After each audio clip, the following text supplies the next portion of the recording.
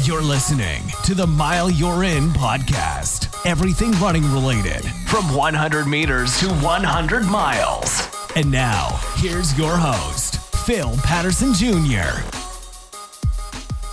What's going on, everybody? Welcome back to another episode of the Mile You're In podcast. I have another special guest with me today, but before we get into that, as always, I got to quickly shout out my two supporters on Patreon, Becky from Miami and Francine from Pembroke Pines. Both of you continue to support me month after month, so I truly appreciate that. I'm putting your money to good use. I actually have an advertising idea, so I'll let y'all know more about that on another episode. But for today, I have Jasmine Wilks, aka Coach Jazz. Welcome to the show. Thank you for having me. So before we get into everything I want to ask you and talk about, tell the listeners a little bit about you. Yeah, so like Phil said, I'm Coach Jazz. I'm the head track and field coach for Cass Tech High School in Detroit, Michigan. And also the AAU club, Courageous Track Club, in Detroit, Michigan. I've been coaching since 2015, but I've been a head coach for 2 years. I'm going on my second year. I started with just being a hurdle coach. That was my main event that I coached. And I just started dabbling in the sprints and relays since I became head coach, which I'm finding new love for. But the hurdles always have my heart. I was a 400 hurdler in college, 300 hurdler in high school. So I'm hurdles through and through. But being a head coach, I got to kind of touch all the events. So yeah, that's pretty much about me.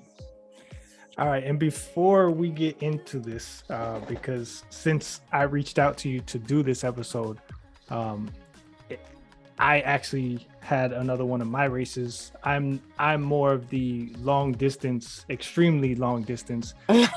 So just something to throw out there for you to wrap your mind around, or try to wrap your mind around. The race was 12 hours around a track. Oh, absolutely not. Never. Wow. Okay. You different. I couldn't go a lap right now in my shape, but 12 hours around a track? And maybe if you had some scenery, I would get with it, but oh no. Wow, you're different. No, and then so the race is called Broken Track, and the reason is it's a broken track. Like it's old, like asphalt. There's potholes in it. And the corners are banked. There's grass growing in it. Like, it was just insane. But what made you, just curious, what made you want to do that? That sounds like torture. Well, I run 100-mile races. So like for me, I'm like 12 hours. That's like half of what I'm usually out there. So wow. And like I thought of the aspect of, okay, it's a track, so I don't have to, like other races where you have to go to aid stations and carry all this stuff. I'm like, I could set everything up in one little spot. I'm constantly hitting that. But surprisingly, it wasn't as boring as I thought it was going to be. Okay. But wow. I definitely never do that again. I bet you wouldn't. Oh man. How many other runners was it that signed up? So there was 6 and 12-hour race. So there, I don't remember. But the winner was a female who did 65 and a half miles in that 12-hour period. Oh my goodness. Yeah. That is insane. Yeah, she was like an Energizer bunny. She, like, every time she passed me, I was just like, do you ever stop? Like oh, that's amazing though. That's amazing. That needs to be like broadcast somewhere. That's crazy. Well, that's the type. I bring that up because I know a lot, like, you know, at this point, I've talked to so many different track and field athletes, and like a lot of them that are kind of mentoring, or in your case, coaching younger athletes. That, like, I always see that joke about, oh, coach told me we're running 400s today, and I'm like, just let them know they could be running 12 hours. Right, there you go. I'm gonna use that for sure. Feel like you're only doing like what, 8 laps or so, you know. This person did like 200 something laps, like straight. So wow. Yeah. So Wow. What led you into coaching? You know what? I get that question a lot, and I don't really have like a pivotal moment or, I don't really know what led me. I mean, there was definitely, I've always been around track. I mean, I started track when I was 8 years old, and I just grew and grew into the sport. My older brothers ran track, so I just always been around track. But I think when I got in college, believe it or not, seeing, and I won't say, anything wrong with my college, but seeing a program unsuccessfully ran. I'm gonna say that. Unsuccessfully ran, and not just in college, but, in different avenues that have been around track. I'm like, I know I can do something with this sport and be that coach or be that person or run the program that I needed when I was in high school and college. So I think seeing so many of my peers and people just not succeeding like they should kind of gave me that, like, I don't know if it gave me that push or whatever to really like get into coaching so I could be that person that I needed when I was in high school and college. So I think that was my main purpose in getting into it. There wasn't nothing like, I just started looking around for teams I could join and, but that was like my, I guess, moment for me is like, I want to coach because I know there's athletes that I could take to the next level or that I could go to the next level if I had that coaching. So I just wanted to be that coach that I didn't have. You know what I mean?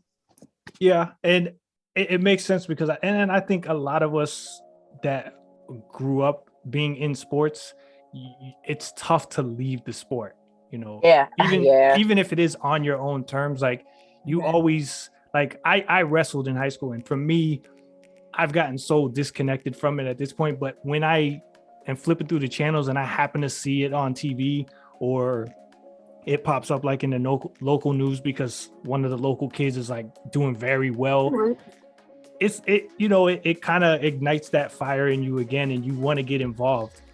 Where at least your sport, there's more opportunities. Mine is kind of like once you're out, but that makes sense, like for sure. Yeah. So how did your first opportunity, I know you said you started in like certain events and then worked your way to the head coach, but like how did all that opportunity come about? Yeah, so it was funny. My friend, my first head coaching job, I will say this, I was a head coach before I really, really got into track, which is kind of backwards.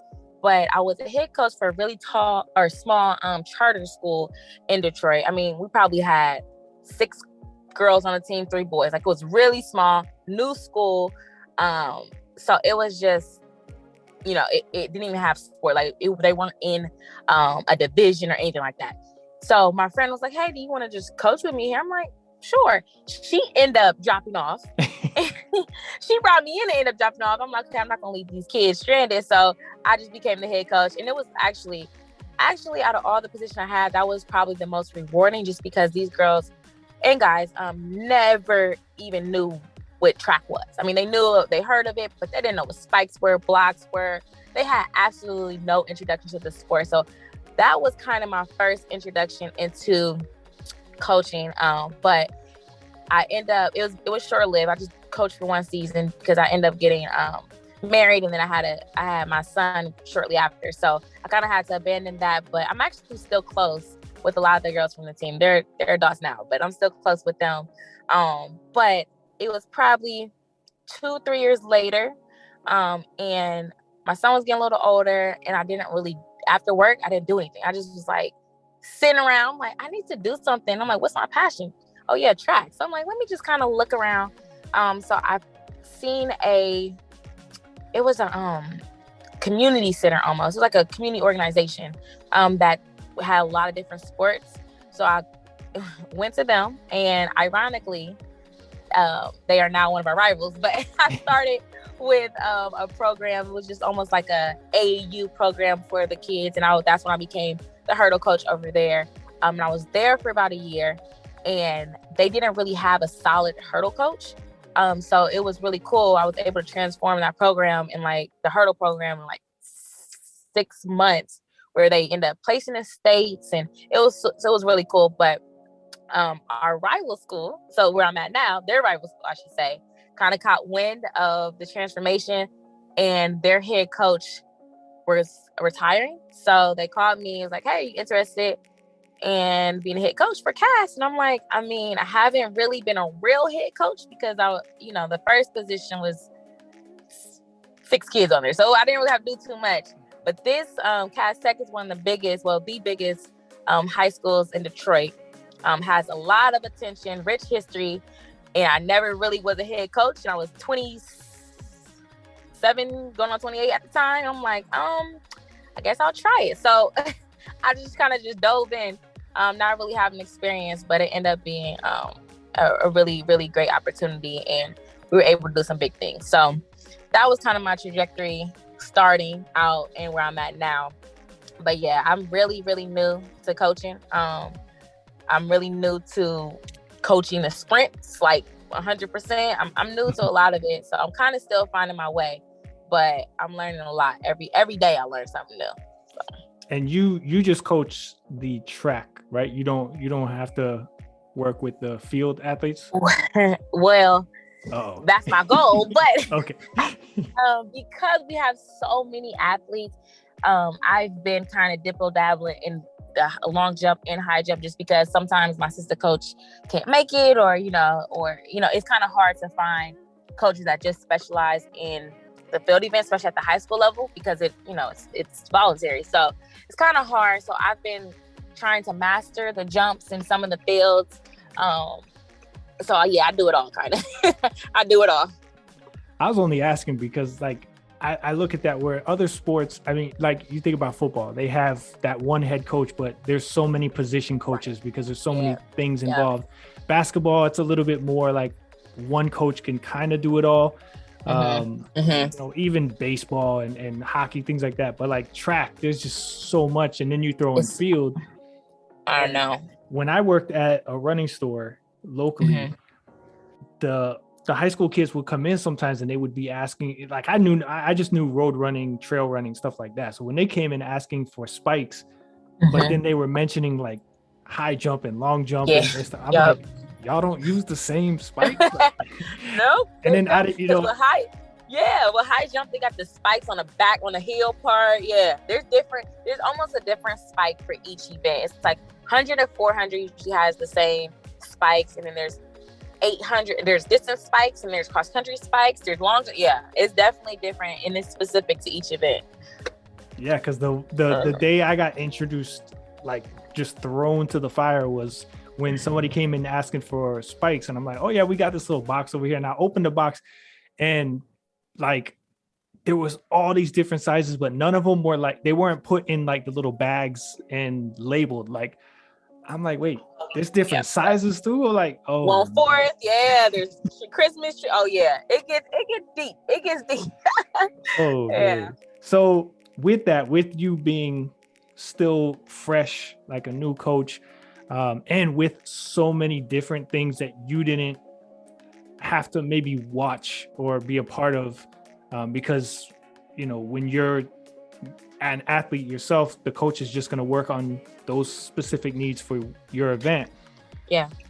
What is a normal day of coaching like for you? Like, how do you make sure you're prepared to help each member of the team and get the workouts, right, so that they are benefiting from that practice? So it's a lot of planning. And I think people see coaching and they're like, oh, okay, they're doing cool drills, especially with my Instagram page. Oh, they're doing cool drills, but it's very specific drills. Is planned out, is thought about. Sundays, I usually take like an hour and a half to just do a complete planning week.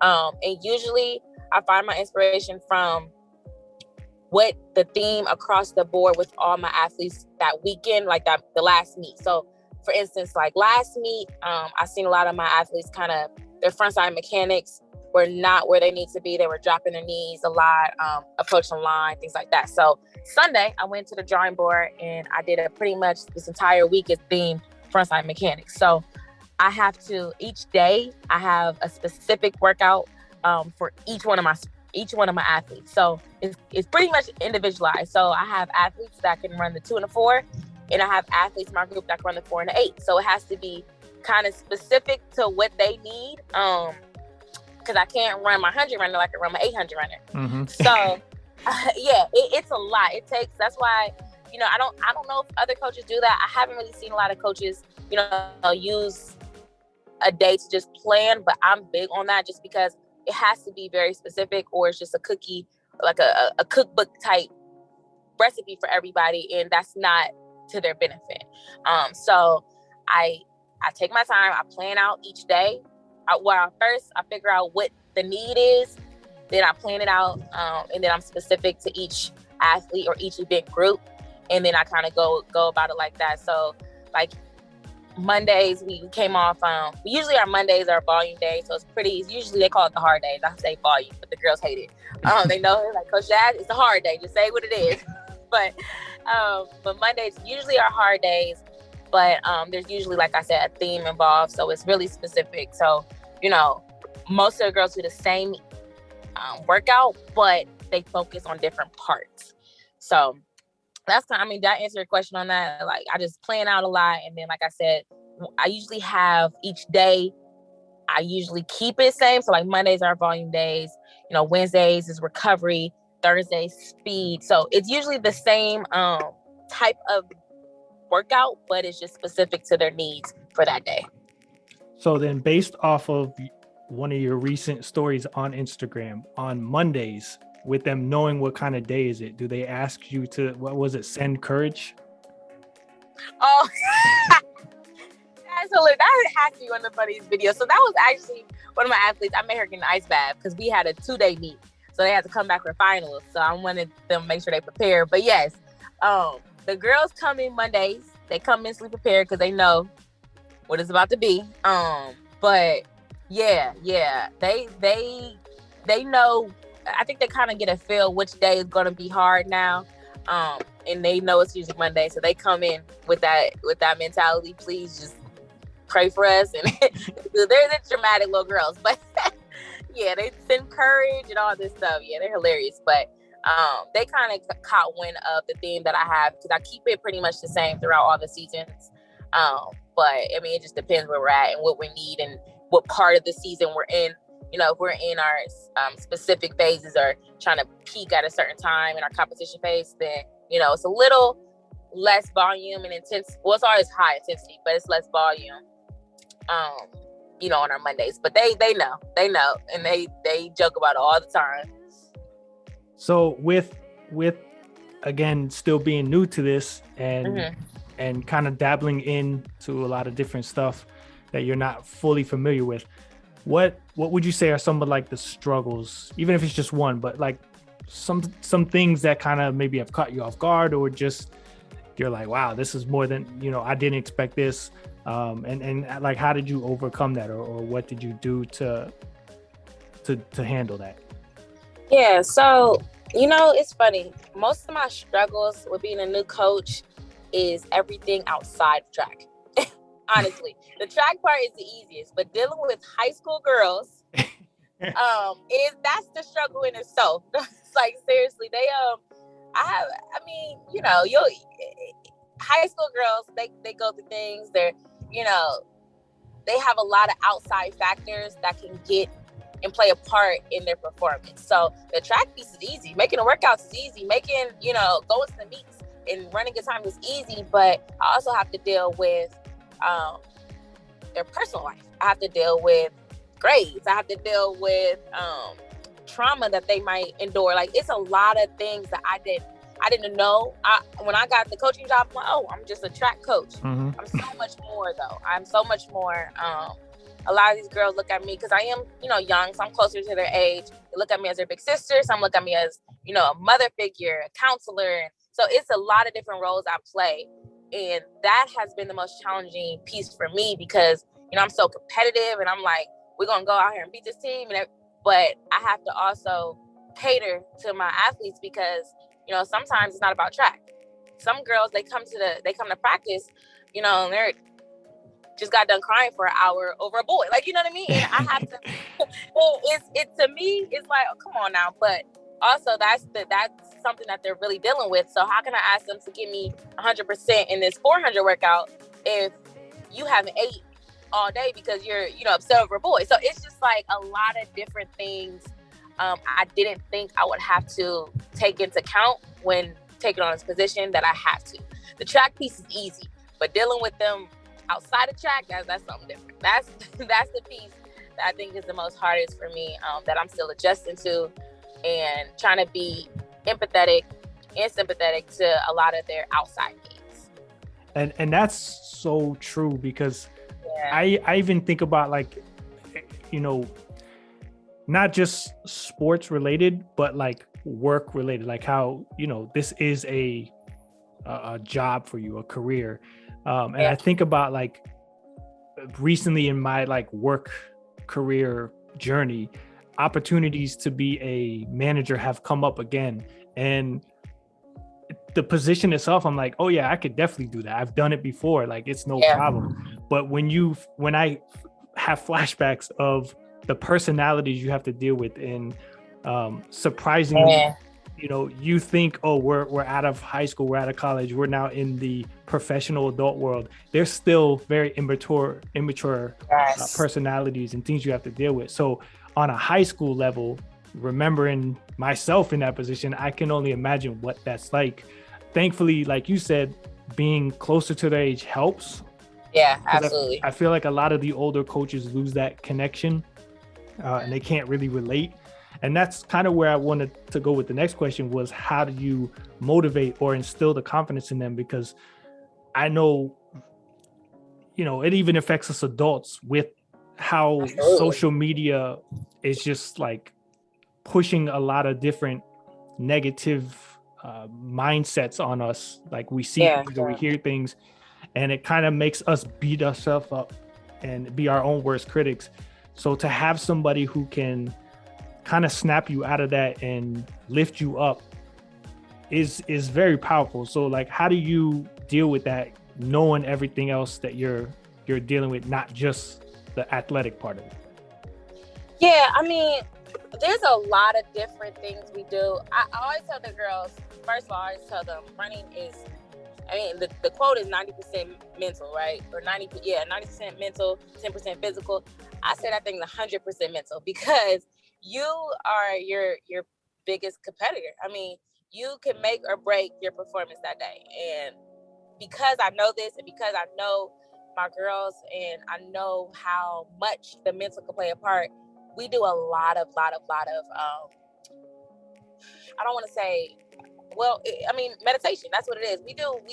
I actually hired on, we call her empowerment coach, where she came in, she did mental health Mondays, she did meditation Mondays, and I send the girls different, inspirational videos and things of that nature to kind of play to their mental piece, because we do have a lot of girls that go through a lot of things. So for me, I'm always, the girls can attest, I'm always giving life advice throughout the workout. Like, they'll finish a rep, and I'm gonna bring that rep, whatever, how hard it is and whatever, I'm gonna turn it around to be some type of life lesson. Like, if it's the last rep in a hard workout, I'm like, this is it. This is it right now. This is how you're supposed to go out. You're supposed to go everything you got right now. Give me your heart, So I try to play on their mental as much as I can, because all my girls are absolutely incredible athletes. I mean, their physical piece just comes naturally, but a lot of them are held back because of that mental piece, whether it's outside or on side of the track. Something blocks them. So every day, I'm preaching to them about, giving them different quotes and inspirations, and I send them things, and, I bring in our empowerment coach. They have one-on-one sessions. So we do just a lot to target that. And I've noticed that being a new team and being able to garner so many accolades in such a short amount of time, I think it has, it's a tribute to us focusing more on their mental aspect than their physical aspect. So, every day, and I think the girls get mad because they'll literally go on their knees or huffing and puffing after a workout, and and I'm trying to tie it back to a life lesson or something. They're like, look, okay, I'm just trying to survive out here. But I'm like, this is what it is. How are you gonna be when you're broke, or you know what I mean, or you got whatever, and you got all these life adversities? You gonna just give up? Okay, no, then get it back on the line. So, and I'm always trying to tie it in, and they may not understand what I'm doing in the moment, but especially my alumni and the girls that, went through the program, they tell me, like, when I'm cramming for a college final, your voice always pops in my head, like, stay strong, keep going, things like that. So I just try to throw in those little affirmations to them so they can remember that in everything they do, not just track.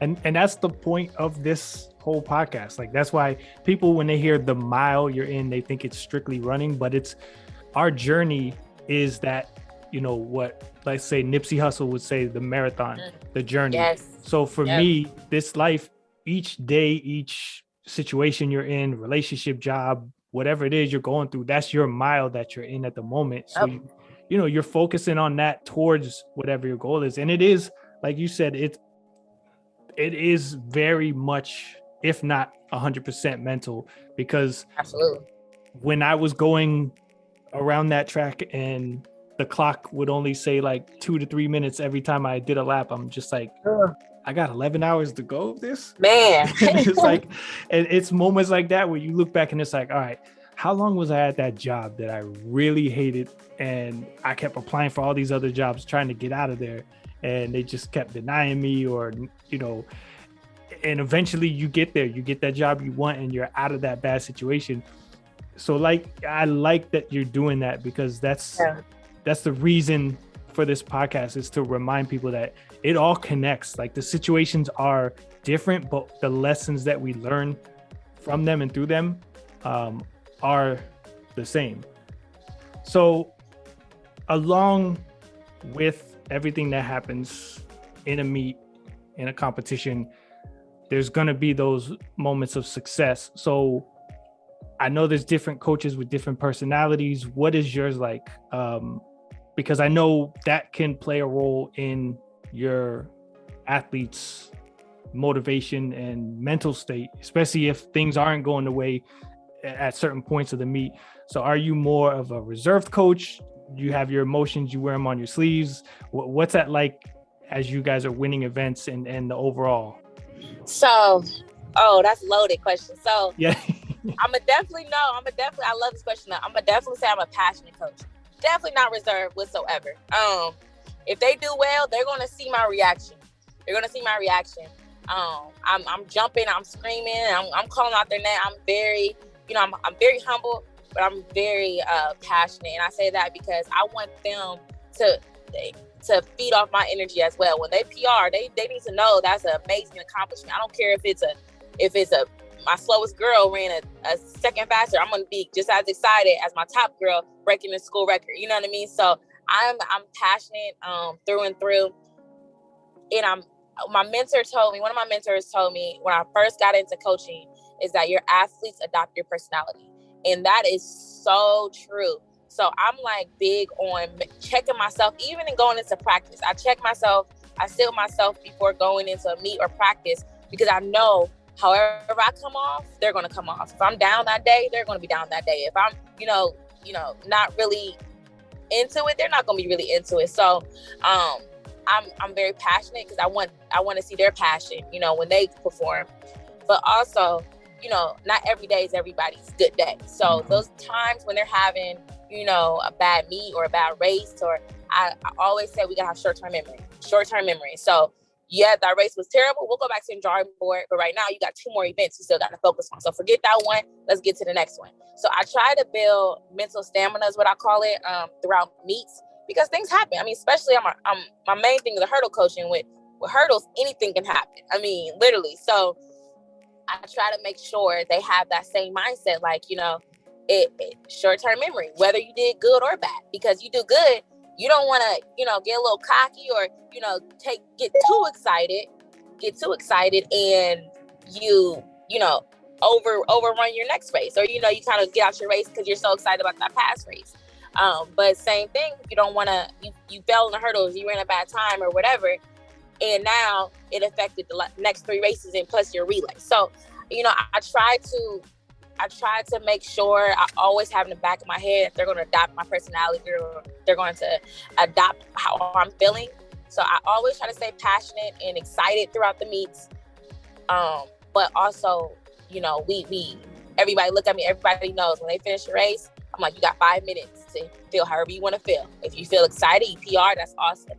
If you feel down, okay, whatever. But you have 5 minutes, then we got to shake it off to the next one, And then same thing with the meets. Like, if they just had a stellar all 4 events, was absolutely amazing. That's awesome. Y'all have a whole day to celebrate or to pout or whatever. But after that, we back to the grind. And that's the kind of mentality that I have the young ladies adopt. And that's my mentality that I have. I try to just take meet by meet. You're only as good as your last performance. Of course, PRs last forever, but you got to also prove the next meet that you can still do this, or prove that you are not what you ran last time. So but I am passionate. I'm absolutely, and the girls joke, they're like, you're more excited than me. Like they'll win a race, I'm doing backflips. Like I'm so excited. But it's big for me for them to see how I'm excited, because that just gives them that motivation to work harder so they can keep achieving that success that they had at that one race or that one meet. So, well, I like that, because when I was wrestling, my second to last coach, unfortunately, we had 3 different coaches while I was there. But oh wow, the one in the middle was just so like dull emotionally. So like when you won, you didn't know if he was happy or satisfied or wow. not. Like his reaction was the same, and it kind of reminds me of like in NFL with Bill Belichick. Like it's just so, or like Greg Popovich in the NBA. Like they're just so serious. They do joke around from time to time, but like when it's game time, like they're so serious that you don't really know. Like they'll celebrate with you, but having that personality to pump you up does help, because absolutely. If like I know me when I was in tournaments, and for us it was double elimination. So if you lost your one of your matches, you still could come back and at least get 3rd place. Where for a lot of people that's like, all right, well, what's the point? Like I'm not getting 1st or at least 2nd. And to have that coach still pump you up and motivate you, and it's tough because you'd see other teammates succeeding or doing well, and it just beats you up. So to have someone who is going to lift you up and the whole team and get you motivated, it helps, because it's not just what I think a lot of people forget is it's similar to track and field in the sense that there are the individual events and awards, but there's still the team factor where you can win as a team. So if people are having bad events or bad days, you can still contribute in other ways to the team still winning. So that's something that definitely helps as a coach to be able to motivate everyone. And that passion shows. Like it's a, I can't think of the word right now, but it reflects on what you've done to get them to that point to be successful. That's another thing. Yes. So the cheering is definitely for them, but that cheering sometimes is for me, because I know how hard they grind, and I see it in and out of practice every day. And it's like for them, just whether it's a win or a PR or whatever, or running the race execution how we ask, it's definitely like it's definitely for them, but also it's for me too, because I just see how hard they work, and I see how the work I put into it as well. So I'm screaming for both them and me at the same time. So and as we just talked about, we both have children basically the same age. So you can relate it to when I see my son doing things now, like he's reading and he's not even in school yet, and I'm like, okay, well, I kind of contributed to that by teaching him some of these words and encourage him to read. So it's that same thing. Like these are, in a way, I know they look at you like a bigger sister, but they're also in a way looking at you like a parent figure. Absolutely. Well, yep. So although it is a young coaching career, what has been your most memorable moment as a coach so far? Oh, I think I have I'm blessed to say that I have a few and I just started, but I'm gonna say two I think are the most memorable. One being last year, which is my first year as a head coach. We won our regionals, which Cass Tech, which is the school I coach for, has not won regionals in over 27 years. So we were able to win that in my first year. That was actually kind of crazy because we were not even we were definitely not slated to win whatsoever. There was a team that consistently wins, and I did like the numbers and everything. They were looking like they were going to win by like 10, 15 points, but we were right there. And I kind of brought my team together the day before, and I'm like, y'all, we could do this. And everybody just was so hyped. And I promise you, we had 20 girls run and or throw or, do a field event, and every single one ran or threw their personal best. And it was just crazy that just everyone wanted it so bad. And we ended up winning by over 20 points and having the most points scored in like the last 15 years out of any division, any region. So it was a super cool moment. And then my second, which I say this is probably my most memorable, only because, like I was saying before, I was a hurdle coach. I was a hurdle athlete. I was straight sprinter. Don't ask me to do anything over a 4. I'm making you an 8, but don't ask me nothing over 8. Absolutely not. So with that being said, I definitely didn't do cross country. But when I got hired on, I thought I was only going to be the track and field coach. They said, no, you have to be both the cross country and track and field. I said, okay. Mind you, I didn't know how to score in cross country. I don't think I've been to a cross country meet like ever in my life. So I'm like, y'all want me to be the head coach of a cross country team? So my first year, I figured out the ropes, became in second in our division.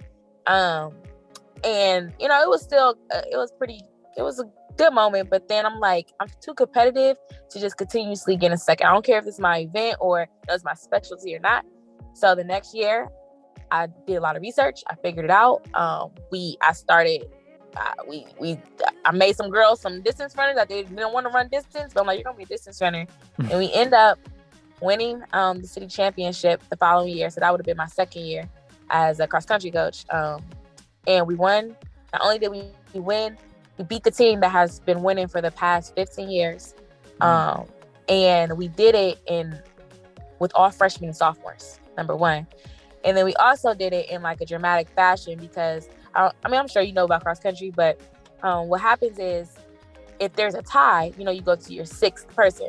So mind you, we were going against the Goliath of the story. We were definitely the David, because we were not, Cass Tech has not won cross country in probably, I don't think they've ever won. Actually, I don't think they've ever won the city championship.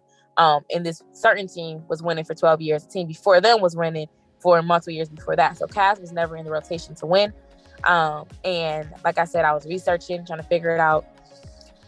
We got to championship. Mind you, we went undefeated that entire season, like in our jamboree meets, which is like just the meets within the city or our dual meets or whatever. So we got to the city championship, and the top team pulled out fast ones, pulled some girls that never ran a meet, like in our dual meets, but we're like top, pulled them last minute.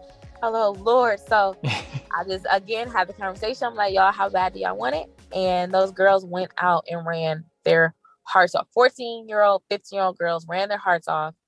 And we end up tying with the team.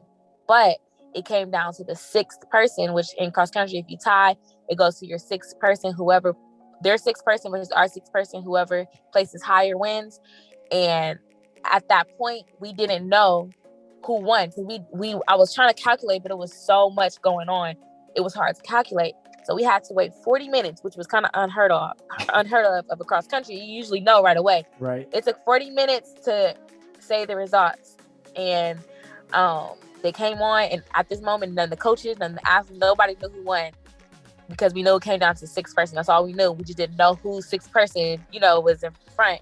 And they said Cass Tech champions. You would thought I won the Super Bowl or $1 million. We went I think the video's on my Instagram too. We went absolutely insane.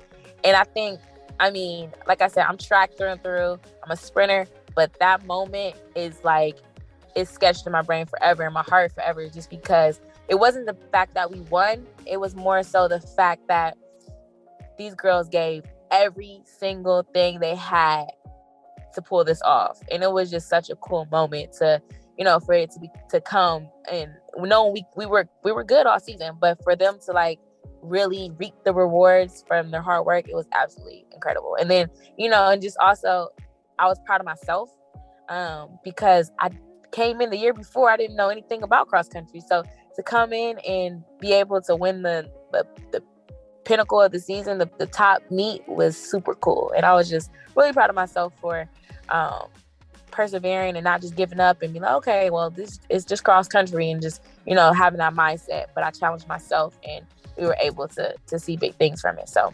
that's probably the most memorable moment. And that's a good lesson too, because obviously we always want to win. Everybody wants to win. Right. But right. Again, with it being an individual / team sport, your contribution to the team event side of it, in that case, if I'm, 6th place on the team, I'm like, and I've seen cross country meets where it's hundreds of kids. So I guess I could understand why it kind of got hard for them, because there's probably so many people crossing line. And it was, yeah. But to be in that position, and gosh, I'm not even in the top 5 of the team, and you're still trying, but you have to keep in mind that you could still have a factor in that overall result. Absolutely. It reminds me of a wrestling tournament I had when we were in high school, and we ended up winning by a half a point, which means every result of our matches, whoever did win, or even actually, now that I think about it, the losses didn't really matter, but every win and how we won mattered. So it didn't just matter that we won. Anyone who got a pin or, won by a technical default or things like that, it added up to that half a point of a win. So you look at 2 6th place runners who have no idea what's even going on, but they're still running to do their best. That attempt to still be as good as they could led to you guys winning, where if it was just, I'm all the way back here with everyone else, it doesn't matter where I really place. It really does. So that's, that's something that you could throw in, taking from cross country to track, and say, look, the points are still going to add up at the end of this meet. Everybody's got to put in their best.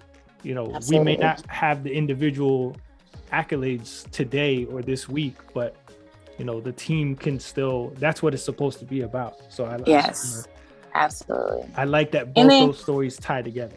Yeah. And then also it's just big because a lot.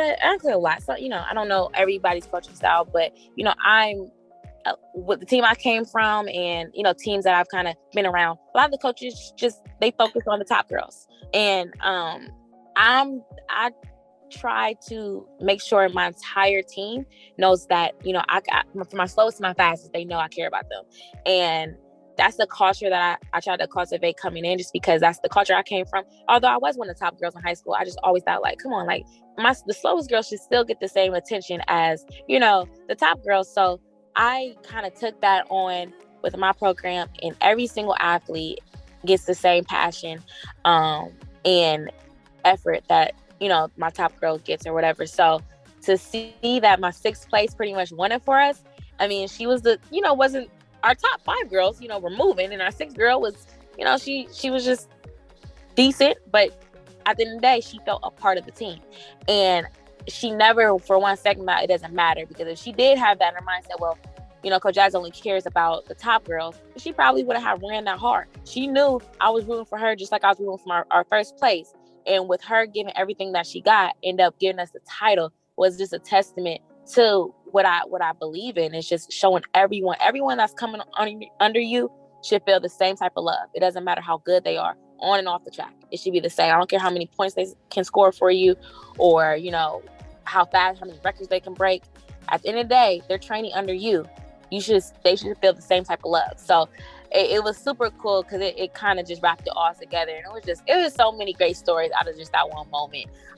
But yeah, I mean, I'm a little excited now for cross country season because I'm like, oh, I think I got the hang of it now. Like, I think I know what I'm doing a little bit. So thinking of that, like going back to the track part of it, how do you identify the strengths of your athletes to know who, where you should plug each one of them? Because I would think that's got to be one of the hardest with so many different events, knowing where to put them, but also like if they can do multiple events and having to plan that out with how the schedule is of the meet. Yeah, so we actually, beginning of the season, for every season we do testing. So we literally go through all the events we do, or a version of the events, to kind of see. One, we also see, their progress. Like if we do like raw jump. So it's also not only do we see if we got any jumpers on the team, it measures the power output and everything. So we, regardless, every season we do testing.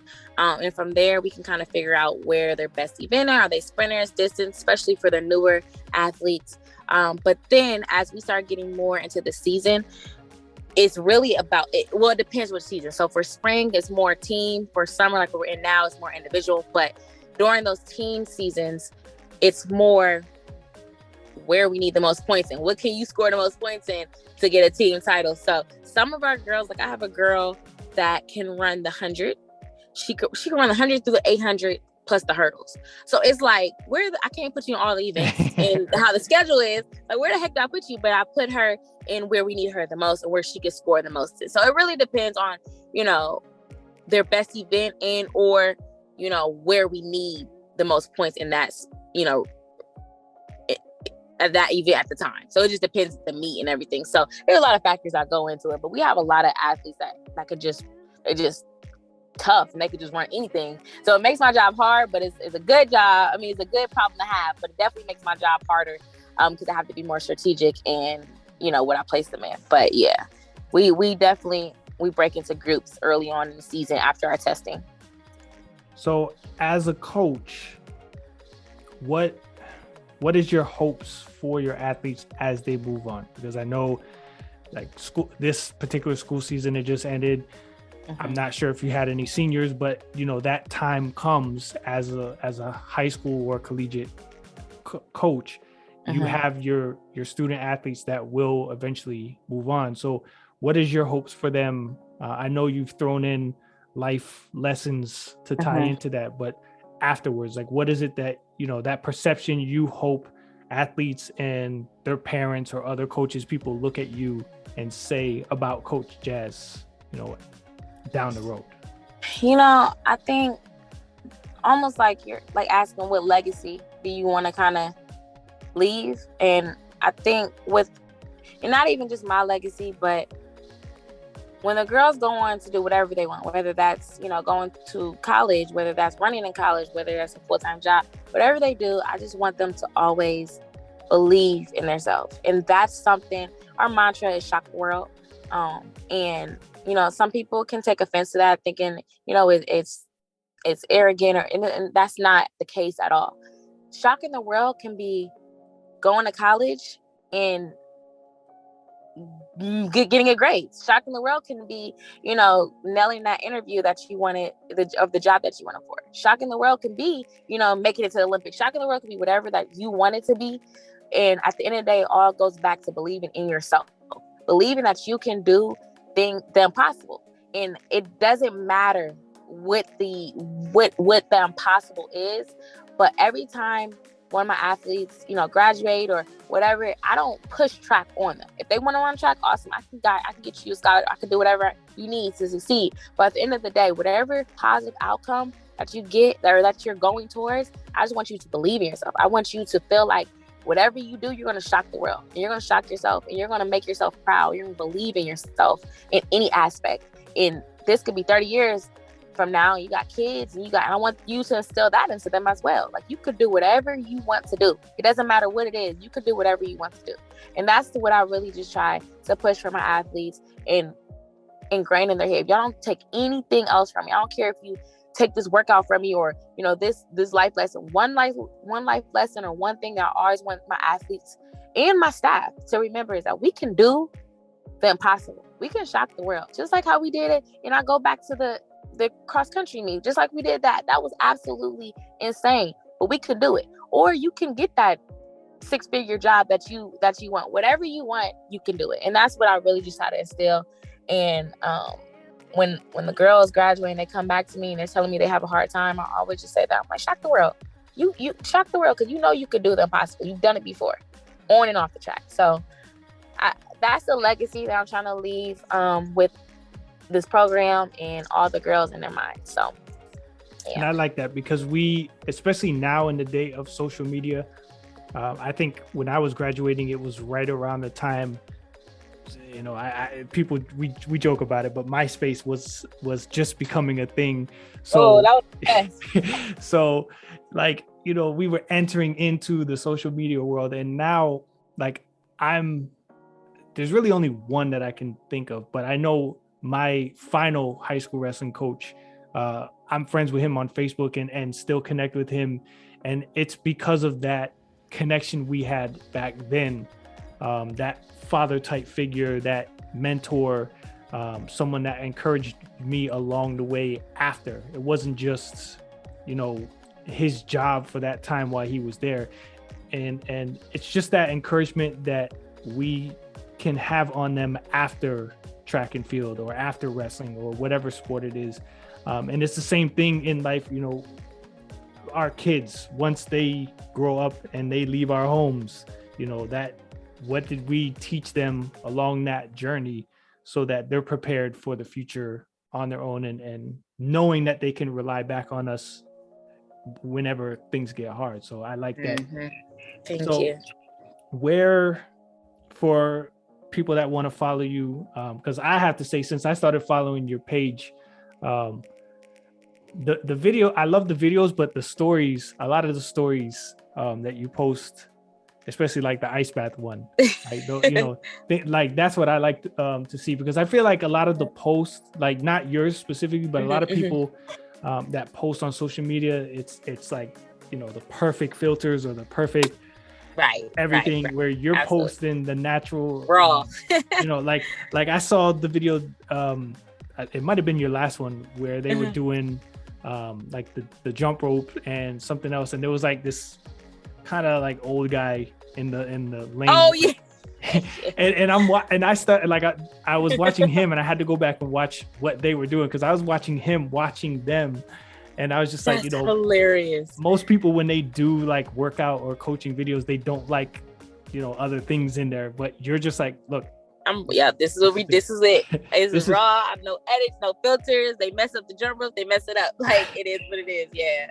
So where can people that want to follow you? Because I also have a friend that's in Detroit that has a daughter. I can't remember how old she is, but I know she's eventually getting to that high school age, and might even be in your area and might join you. Who knows? She's getting into running. So where can people follow you on social media? Yeah, so Instagram is Coach Jazz, Coach JAZZ 33, and then same Twitter, Coach Jazz 33. I'm not really active on Twitter. I try to, but I do have a Twitter page, so I sometimes post on there. But mostly you can find me on Instagram. That's my personal coaching page, and then we have 2 team pages, which is CASS Tech, CASS Tech, TECH, T and F. CASS Tech TNF, and then my AU team is Courageous TNF. So, but the main post is Coach Jazz 33 on Instagram. And that's what you just started. Is that like just starting now? Because I just saw you post the AAU stuff. So is that beginning now that the high school stuff is over? Yep.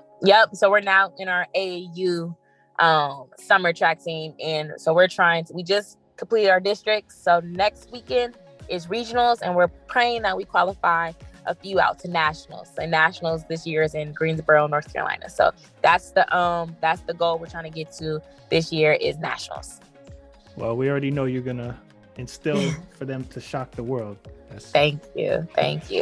So I want to thank you. I know we had nobody's gonna know what happened in between all this recording. Okay. But guys, we ran into some technical difficulties, and this has been a very interesting interview, the most chaotic one I had, not because of her. So I appreciate your patience with everything. Absolutely. I know we had to reschedule. Yeah. Is there anything you want to add before we end the show? No, thank you for having me. And I do just want to say this. I have a lot of people that ask me to do podcasts and things like that. And I usually, just because of my schedule, not because I'm, a diva or anything, I usually turn them down just because it's just so much. But for some reason, I didn't even go to your podcast yet or anything. But for some reason, my spirit was just saying, talk to him because he seems like a good guy. And then I went to your Instagram and I just seen your amazing posts and your support of like Black Lives Matter, all that. And it was just really exciting and a breath of fresh air just to see people supporting, not just running, but just all facets of life. So it was super cool. So I appreciate you and I thank you for having me on today. And, I'm going to continue pushing out your podcast because it's definitely a great podcast. And I hope, you blow up one day because it's definitely, you got some great themes going on. So, yeah. I appreciate that. Well, for everyone listening, make sure you check out her pages. I will add them in the show notes as always. And I guess the lesson from this one is to lead by example, to realize the power that you have and the influence you can have on others, especially those that look up to you. So whatever it is you're doing, if you're a manager at work, if you're a teacher at school, a coach in a sport, a parent, I don't know. I'm trying to think of all the options you have, but if you have that opportunity to help somebody grow, just lead by example and help instill the right things for them and for their future. Thanks for listening to the Mile You're In podcast. If you enjoyed it, make sure to like, share, and subscribe. Check out previous episodes and more at heelstriker954.com.